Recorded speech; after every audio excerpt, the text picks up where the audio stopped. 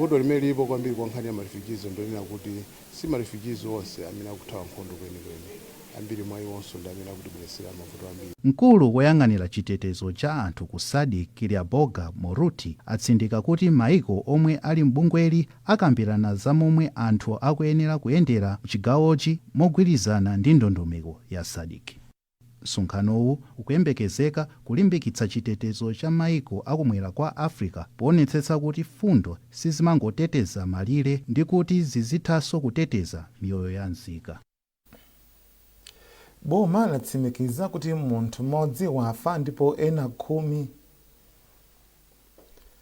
Boma latsimikiza kuti munthu mmodzi wafa ndipo ena 11 avulala basi nyamula anthu omwe akubwerera mdziko muno kuchokera ku South Africa itachita ngozi kufupi ndi tawuni ya Musina ku chigawo cha Limpopo.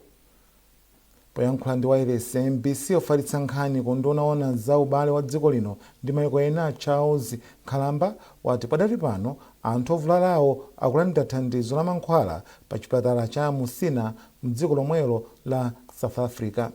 Ankhalamba akufotokoza zambiri kwa mtolankhani wathu Charles Pensulo. Zonadi tatulutsa chikalata chimene chikudziwitsa mtundu wa Malawi za ngozi ya basi imene yachitika mu dziko la South Africa dzulo lachiwiri pa 30 June 2026. Ngozi imeneyi yakhudza basi imene inanyamula Malawi kuchoka nawo mu mzinda wa Durban kupita ku Beit Bridge pa ulendo wawo bwera kuno kumudzi, ndipo basi inagudubuzika ikuyandikira mu town ya Musina mene pa ku Limpopo province. Kutsatira ngozi imeneyi munthu mmodzi wamwalira ndipo anthu ena 11 avulala ndipo pakali pano akulandira thandizo la zachipatala ku chipatala cha Musina.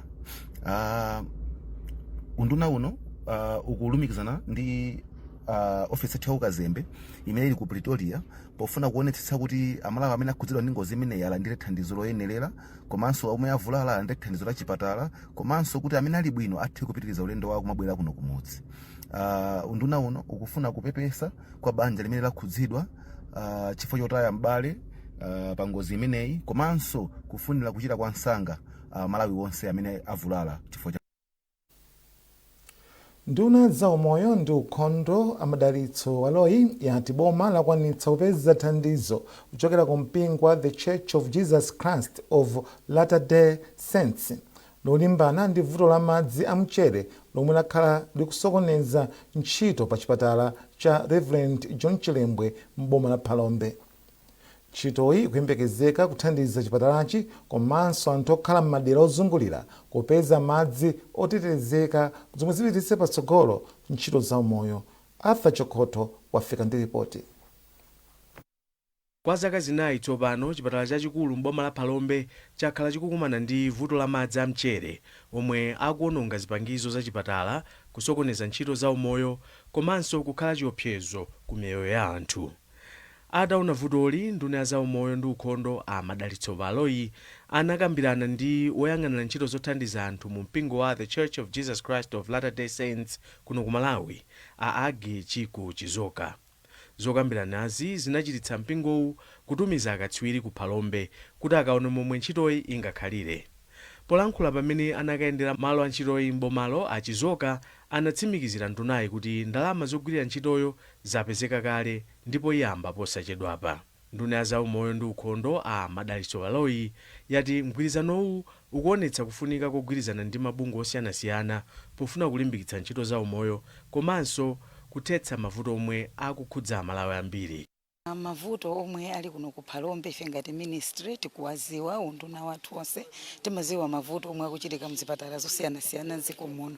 And mmodzi mwa mavuto ndionena kuti chipatala chakunoko ngati Phalombe mmene mwachona chipatala chachikulu district hospital koma kuli vuto la madzi kunoko, equipment machine osiyanasiyana akafika kuno amaonongeka. Chipatala ichi chikwadusa zaka 4 chichitsegulireni koma vuto la madzi kuyambira pachiyambi ma equipment kuonongeka, madzi ake ndi amchere sizikuyenda chipatala chonsechi ndenkhani imeneyi ngati unduna simatigonesa tulo komanso onga president athu amanena kuti iwo chinthu chomwe apanga promise ndi chomwe amachita ndiponso kutilimbikisa kuyang'anayang'ana thandizo kuti tithe kusolva mavuto omwe amalawi pakadali pano akukumana nawo ndipo ndizoona adi tinatengapo gawo kusakasaka nkupeza kuti angatithandize vuto limeneli ndi ndani ndipo panopa tabwera ndi adona Church of Latter-day Saints omwe atithandize kubweresa madzi kuno madzi amenewa achokera ku phiri komwe ku Mulanje Mountain ayenda abwera kunoko chipatala ndipo chipatala chonse chiyikidwa madzi ndipo apapa ndikungoyamba chabe pali zipatala zambiri zimene zikumana ndi mavuto osiyanasiyana ife ngati unduna komanso boma limeneli tionesetsa kuti chipatala tione kuti mavuto omwe tikumana nawo ndi ati ndipo tithe kupeza masolution ku mavuto omwe amalawi akukumana nawo makamaka ku nkhani ya zaumoyo ndi ukhondo. Madzi mu ntchitoyo adziwatenga mu mtsinje wa Thuchira mu phiri la Mulanje. Arthur Chokoto, MBC, Palombe.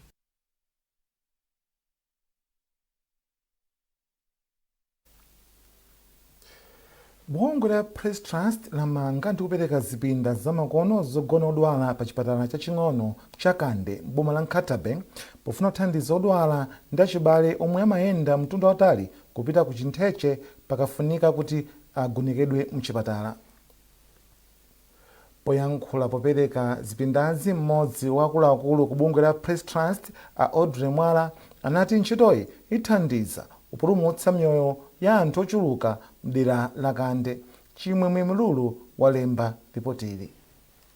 Poyankhula popereka zipinda zogona odwala pa chipatala chaching'ono cha Kande m'boma la Nkatabe, mmodzi mwa akuluakulu a bungwe la Press Trust Audrey Mwala anati bungweli lagwiritsa ntchito ndalama zokwana 255 million kwacha pa ntchitoyi pofuna kuthandiza anthu okhala mdera la Senior Chief Kamapiri m'boma la Nkatabe kuti adzipeza chithandizo cha zaumoyo pafupi maka kwa odwala omwe amafunika kugonekedwa mchipatala.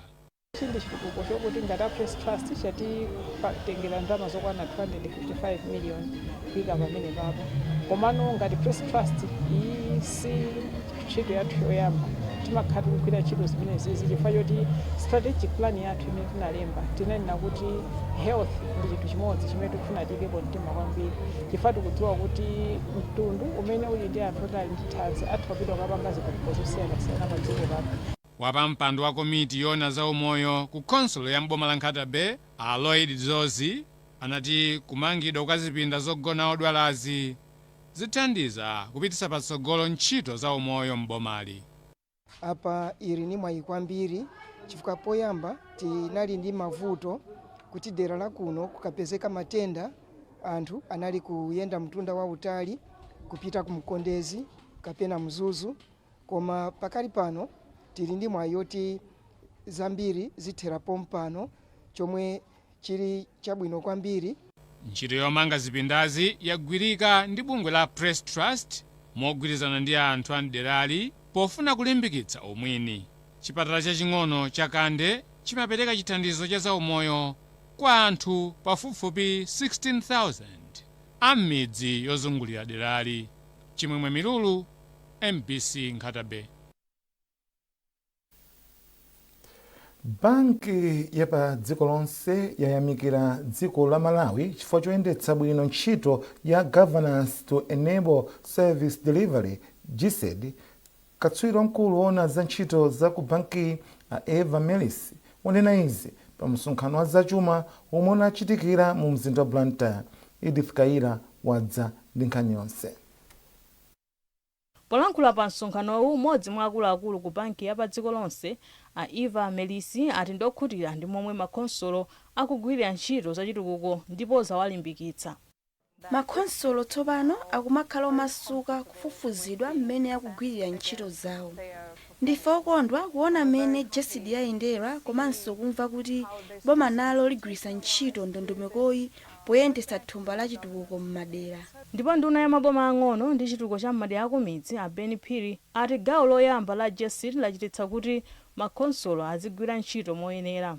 Iwo atinso nchifukwa chake boma likukonzekera kugwiritsa ntchito njira ya GSED pokhazikitsa ntchito za Constituency Development Fund CDF. Knowledge imene waipeza siwola. Nchifukwa chake a president a dziko lino Professor Arthur Peter Mutharika anaona kuti CDF igwirenso ntchito mwa ndondomeko zimene a World Bank under JSED timagwiritsa ntchito. Kutanthauza kuti JSED yatisiyira magwiridwe ntchito atsopano, yatisiyira ndondomeko zatsopano, yatiphunzitsa machitidwe abwino a ntchito. Ndi CDF iyenderanso ndondomeko zakuzomwezo. Ngati simudagwira bwino ntchito simupindula, ngati mwagwira bwino ntchito mupindula moyenerera. Ndiye tikutsimikizira kunena kuti ngakhale tikumaliza 1.0 ya JSED ife tipitirira ndi ndondomeko zimenezo, chifukwa ndondomeko zimenezo ndi zimene zithandize Malawi. Mawu ake Alex Ndoko anati ntchitoyi yathandiza kupititsa patsogolo ntchito zosiyanasiyana m'makonsolo komanso kulimbikitsa magwiridwe ntchito apamwamba ndi ukadaulo. Inatithandiza kwambiri kuphunzitsa kupereka ukadaulo kwa anthu athu amene akugwira m'makonsolo kuti akathe kudziwa ntchito madepartment onse, ku planning kandi ku works ka ku finance ndi council yonse, chifukwa inali ngati mpikisano pakati pa makonsolo. Chifukwa ndalama zimangobwera makonsolo amapikisana, amene akhonza ndi amene amalandira ndalama zimene zijazo kuti akathe kugwiritsa ntchito kupanga zinthu zosiyanasiyana. Ndicho chikuti naphunzira wani kugwira ntchito mwaukadaulo chifukwa tinalandira upangiri ndithu. Tunena mosabisa kunena kuti zambiri zinasintha, for even makontrakta athu amene amamanga zinthu amamanga kudza kuti ntchito iyi tikaononga mwina satipatsa ntchito ina mawa lino. Kudzera ku gawo loyamba la ntchito ya JSED, ntchito zachitukuko zoposa 700 zakhazikitsidwa ndipo zambiri zatha kale. Malingana ndi mmene ntchito yayendera, a World Bank alonjeza kuti apitiriza kuthandiza ndipo akhala kukhazikitsanso gawo lachiwiri la JSED.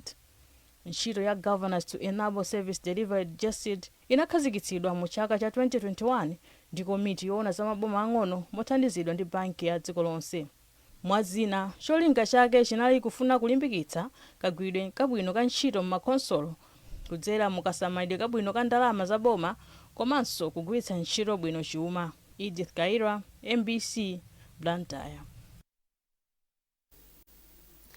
Boma lati ntchito omanga zipinda zowerengeramo ophunzira ndi maofesi pa sukulu ya ukachenjede ya Mzuzu yomwe inayima kwa nthawi chifukwa cha mavuto a mgwirizano ndi kusowa kwa ndalama iyambiranso posachedwapa.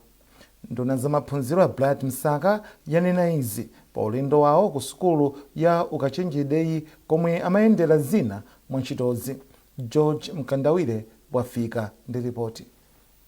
Ntchito yomanga malo owerengera komanso maofesi pa sukulu ya ukachenjede ya Mzuzu yomwe ndi imodzi mwa ntchito zikuluzikulu za boma yakhala ikuchedwa chifukwa cha mavuto a mgwirizano ndi kusowa kwa ndalama. Komabe tsopano zinthu zikuoneka kuti zisintha pomwe boma lati mavuto onse okhudza mgwirizano ndi kampani ya China State Engineering Construction yomwe ikugwira ntchitoyi athetsedwa. Nduna ya zamaphunziro a Bright Msaka ati boma lapeza ndalama zokwanira ndipo kampani yomwe igwira ntchitoyi ilandira ndalama zake ikangobwerera ku malo a ntchitowa. Ntchito imeneyi iyamba posachedwa, lali mavuto amenewo ngoti mmene amachita bidding zikuoneka kuti anachita undervalue. Koma zinthuzo anazipanga resolve, contractor walipidwa ndalama zake, ndalama zosalira zili ready, koma wauzidwa kuti ndalama zosalirazo ulandira ukabwera pa site, ndipo ndi contractor wakunja sangofuna kuti apase ndalamazo kati sabwera zisiyenda bwanji, ndi afuna kuti azampase atafika kuno. Wachiwiri kwa mkulu wa sukuluyi Profesa Wausingini wati akuyembekezera kuti ntchitoyi iyambiranso msanga pomwe afotokoza kuti mdongosolo la chuma cha boma la chaka chino ndi theka la chaka chamawa boma lapereka ndalama zokwana 5 billion kwacha kuti zithandize kumaliza ntchitoyi.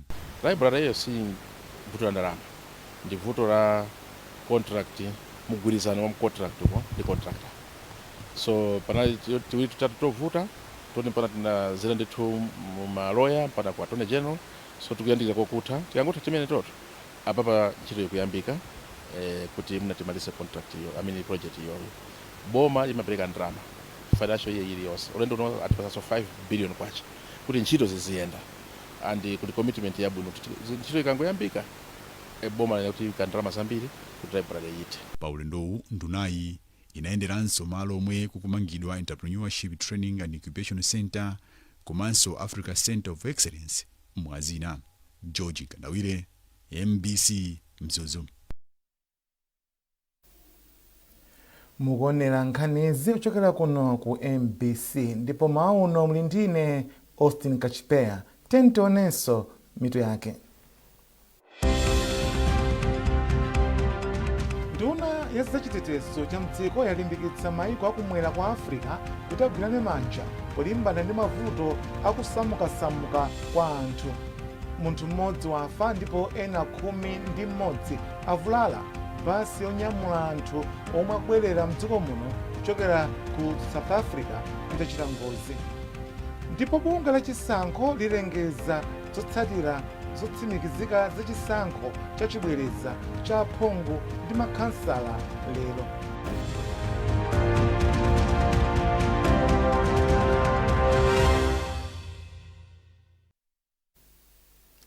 Takulandirani ndipo nkhani zathu zipitirira. Mlembi wakale mu ofesi ya mtsogoleri wa dziko lino ya OPC a Colin Zamba mwavomereza kuti panali zolakwika zingapo zomwe zinabweretsa mpungwepungwe kuti akayimirire mtsogoleri wakale wa dziko lino ku maliro a Ralph Kasambala ndi ndani kamba kamomwe iwo analembera chikalata chawo chopita kwa mtsogoleri wakale Dr. Lazarus Chakwera. Azamba anena izi pamene amaonekera ndi kuyankha mafunso kuchokera kwa komiti ya nyumba malamulo yomwe ikufufuza za ngozi ya ndege yomwe inapha wachiwiri kwa mtsogoleri wa dziko lino a Saulus Chilima ndi anthu ena 3 chaka chatha. Iwo amayankhula kuchokera mdziko la South Africa komwe akuti akulandira chithandizo cha kuchipatala. Enanso omwe anaonekera ku komiti ndi a Kevin Sentala omwe anali mzawo wa wachiwiri wakale wa mtsogoleri wa dziko lino Dr. Saulus Chilima komanso a Samson Ngutwa omwe anali mlembi wakale wa boma. Bungwe loyendetsa chisankho mdziko muno la MEC lati lilengeza zotsatira za chisankho cha chibwereza chomwe chinachitika pa 30 June lero ku National Talent Center ku Lilongwe. Malinga ndi bungweli, mwambo olengeza zotsatirazi uyamba nthawi ya 4 koloko masana. Bungweli lapitiliza kunena kuti nthawi ndiongopenekera ndipo ikhonza kusintha potengera ndi momwe zinthu zikhalire ndipo ngati pakhale kusinthako bungweli lilengezanso. Akonzi aphwando la nyimbo lotchedwa Sunset in the Warm Heart ayamikira unduna wa zokopa alendo ndi nthambi zina kamba kothandizira kuti katswiri woyimba chamba cha R&B mdziko la America Brian McKnight yemwe akutsogolera zokonzekera za phwandoli la Lalawi wati zonse zimchimake ndipo phwandoli lithandizira kupititsa patsogolo zokopa alendo mdziko muno komanso mboma la Tcholo. Zambiri mulipotiri. Brian McKnight ndi katswiri wa mdziko la America wa chamba cha R&B yemwe wayimba kwa zaka zokwanira 38 ndipo akuyembekezeka kudzayimba kuno ku Malawi kwa nthawi yoyamba pomwe kuno kwa Africa kakhala kachitatu. Lawi wati phwandoli lipititsanso patsogolo ntchito zokopa alendo kuti anthu a m'maiko ena adziwe zabwino zokhudza dziko la Malawi. Kuti chinthu chotere chitheke ndizosatheka kuti munthu mmodzi yekha akhoza kukwaniritsa. Ku Malawi kuno timayenera ndithu kuti tipange apply tikhale ndi chiphaso chotiyenereza ngati kampani yoti ikhonza kupanga event yokhudzana ndi zokopa alendo mdziko muno. Ndiye tinachita zimenezo kwa anzathu unduna wa zokopa alendo. Ndife othokoza kuti anativomereza anatipatsa mwayi kuti tikhoza kukhala ndi chiphaso. Ofalitsa nkhani za phwandoli a Joab Frank Chakadza ati zonse zili mchimake zokhudza phwando la nyimboli ndipo chidwi chawo chilipoti phwandoli likhale losayiwalika. Sichinali chophweka kumpeza Brian McKnight. Mmene tanenera, Brian McKnight si woyimba wamba yayi, ndi wotchuka kwambiri ku America. Ndiye chimene tinachita, tinalumikizana ndi kampani imene amagwira nayo ntchito chifukwa awa si anthu ongo ayimbira foni kuti tabwerani kuno mudzayimbe ayi. Kuli makampani akuluakulu amene amayendetsa ntchito za oyimba ngati amenewa. Ife tinalumikizana ndi kampaniyo, tinayankhulana nayo, tinakambirana nkhani za contract, tinasayinirana moti tikuyankhula pano iwowo m'mabuku mwawo akudziwa kuti pa 1 August tiwene ukayimba ku Malawi. phwandoli likhalapo mwezi wa August ndipo ena mwa oyimba omwe akakhalepo ku phwandoli ndi Magica Drum komanso Lawi. Emmanuel Chikonso, MBC Lilongwe. aphunzitsi amasewero a badminton amdziko muno okwana 20 tsopano alandira certificate zawo atamaliza maphunziro amasiku asanu omwe anachitikira mu mzinda wa Lilongwe. maphunzirowa omwe anawakonza ndi thandizo la bungwe la Badminton Confederation of Africa anawatsogolera ndi katswiri wa bungweli Ahmed Reda ndipo athandiza aphunzitsiwa kusula osewera mwakadaulo. Foster Maulidi wafika ndi nkhani yonse. maphunziro amasiku asanuwa anakuza aphunzitsi ochoka mzigawo zonse za mdziko lino omwe aphunzitsidwa momwe angathandizire osewera mwamakono pofuna kukweza masewerowa mdziko muno. yemwe anatsogolera maphunzirowa Ahmed Reda wa mdziko la Egypt wati ali ndi chikhulupiriro mwa aphunzitsiwa kuti akagwiritsa bwino ntchito ukadaulo omwe apezawo. mmodzi mwa aphunzitsi omwe anatenga nawo gawo pa maphunzirowa Agatha Mpolesia wati maphunzirowa amutsekula maso ndipo athandizira ntchito yake yosula achisodzera ku sukulu yake ya badminton komanso msukulu zosiyanasiyana mchigawo chakumpoto. maphunziro amene akhala ofunikira kwambiri chifukwa ngati ineyo ngati kochi ndimangopanga usazione kuti kodi ndizipanga chani ndizimavuta kupanga deliver. amanena kuti umatulusa chinthu chabwino ngati wewe kuchiziwa, ngati sukuchiziwa ndoti umanamiza anzako. chifukwa tikufuna kuti tituluse maplayer onena kuti azitha kusewera pa international level. pamapeto aphunzirowa bungwe la masewero a badminton kuno ku Africa laperekanso zipangizo zosewerera komanso zophunzitsira kwa bungwe loyang'anira masewerowa mdziko muno. mtsogoleri wa bungweli Amakimilani Gondwe wathokoza bungwe lalikululi ponena kuti zithandizira kukweza masewerowa pomwenso akuyembekezera kulandira zipangizo zina. chimwemwe changa ndichotsalatsaya ndithu moti singathe kufotokoza zambiri kungoti pano pa chimene ndingawauze anthu ndichonena kuti tsopano ku Malawi tili ndi aphunzitsi amene alandira ukadaulo woti akathe kuphunzitsa masewero amenewa a badminton m'masukulu. ndipo tilosangalanso kwambiri kuti aphunzitsiwa atamaliza kuphunzira maphunziro awo alandira masatifiketi koteronso apasidwanso zipangizo zoyambirapo ntchito yawo. apasidwa maraketi amene akayambirepo kuphunzitsa ku masukulu ndemoti panopa badminton yafika ndithu m'masukulu amene aphunzitsiwo alandira maphunziro mtsiku lino lalero. ntchito yosula aphunzitsi komanso thandizo la zipangizozi ndi mbali imodzi ya ndondomeko yomwe bungwe la Badminton Confederation of Africa lidakhazikitsa ndi cholinga chotukula masewerowa m'mayiko a mu Africa ndipo ikuthandizidwanso ndi bungwe loyang'anira masewerowa pa dziko lonse. Foster Maulidi, MBC Sport. ndi ripoti limenelo tafika pamapeto pa nkhani zathu mmawa uno, koma tisanasiyane nayinso mitu yake. nduna ya zachitetezo cha mdziko yalimbikitsa mayiko akumwera kwa Africa kuti agwirane manja polimbana ndi mavuto akusamukasamuka kwa anthu. munthu mmodzi wafa ndipo ena 11 avulala basi yonyamula anthu omwe akubwerera mdziko muno kuchokera ku South Africa itachita ngozi. ndipo bungwe la chisankho lilengeza zotsatira zotsimikizika za chisankho cha chibwereza cha aphungu ndi makhansala lero.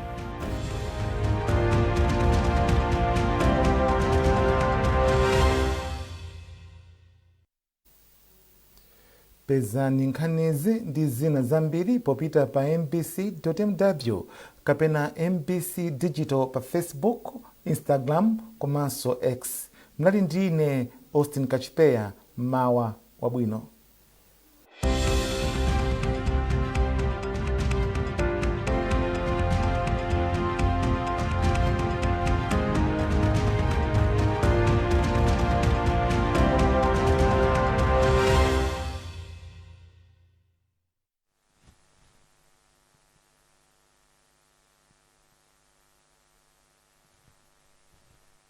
mwadzuka bwanji? afikaso nthawi chati maupasiyani za nyengo. mawu uno tikuyembekezera nyengo yozizira kupitirira madera ambiri a dziko lathu ino komanso nyengo ya mitambo yapatali ndi yofunda masanawa. Izi zili chonchi kamba ka mphepo zomwe zikuchokera chakumvuma nyanja ya India kumatipeza mdziko lathu ino zomwe zili zachinyontho. Kotero kuti mawu uno kuzizira madera ambiri a dziko lathu ino monga kunzimba ndi mlingo okwana 8, 13 kukasungu komanso kwa Nkabu ndi mlingo okwana 20. Mawu omwe uno tiyembekezere nyengo ya mitambo yapatali m'madera ena a chigawo chakumwera yopanda mitambo chigawo chapakati komanso kumpoto kwa dziko lathu lino. Masanawa kutentha m'madera ambiri a dziko lathu lino monga kunsanje ndi mlingo okwana 32, kunkhatabe ndi mlingo okwana 28, kufundirapo kunzuzu ndi mlingo okwana 24. Masanawa tikuyembekezera nyengo ya mitambo yapatali makamaka mzigawo zokwera chigawo chakumwera pakati komanso kumpoto. Kufundirakonso masanawa madera ambiri a dziko lathu lino. Za nyengo ndi zomwezi munali ndi ine Salome Banda. At the heart of Malawi's development story, in line with our 2063 aspirations, is a community voice that engages duty bearers in meaningful conversations that empower and give hope. For over 20 years, MBC's Development Broadcasting Unit, an arm of MBC, has worked with development partners in driving the change we all want to see. With a network of over 100 radio listening clubs across Malawi, our team of experts use social and behavioral change communication to facilitate community-led transformation. From education, early childhood development, health, agriculture, climate change and human rights, we provide a platform that connects communities to solutions and partners to sustainable impact. DBU collaborates with government ministries and departments, local and international partners in mobilizing communities, conducting advocacy and awareness campaigns. We also produce high-quality radio, TV and online content to engage, inform and inspire